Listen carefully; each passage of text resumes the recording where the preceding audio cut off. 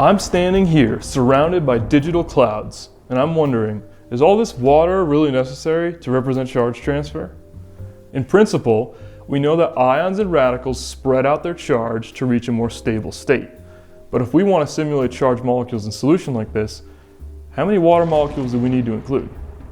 For sulfate radical, we know that a lot of explicit solvation is needed. Is this the case for all polyatomic radicals and ions? Hi, I'm Michael Dooley, graduate student at the Colorado School of Mines. In this paper, we demonstrate that for modeling the highly charged carbonate ion in DFT, we definitely need to include water in our simulations, and honestly, quite a lot of it, it turns out.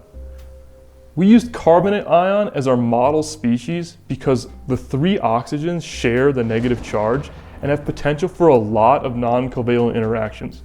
So this is an extreme case, something that definitely needs explicit solvation. Reduction potentials were chosen as our benchmark because they require an accurate representation of both the radical and the ionic form to calculate. If our reduction potentials match experiment, then our representations of both forms are good. Now, looking at our results here, we can see that with only implicit solvation present, these models vastly underestimated this potential. It's not even close. It's not until we get to nearly 12 to 18 water molecules that we get close to accuracy. And also, at this range, our values begin to asymptote. We also looked at the charge transfer between the solute and solvent, and this increases with the solvent number as well, and it reaches the same asymptote, which suggests there is a point where we have enough water. Putting it all together, we can visualize how far water molecules move after we change the charge and spin of our solute. It's pretty drastic.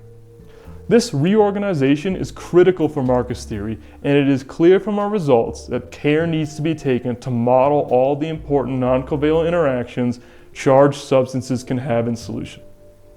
Now, it is unrealistic for me to suggest future researchers use 30 explicit water molecules, as the cost is way too high and these things are impossible to optimize. Still, it seems we do need to find a balance to correctly model these solvation effects.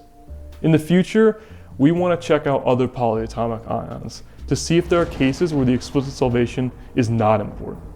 Anyway, I'm Michael Dooley. Thanks for watching. Fortunately, we've optimized many clusters that feel free to use. We optimized. Okay.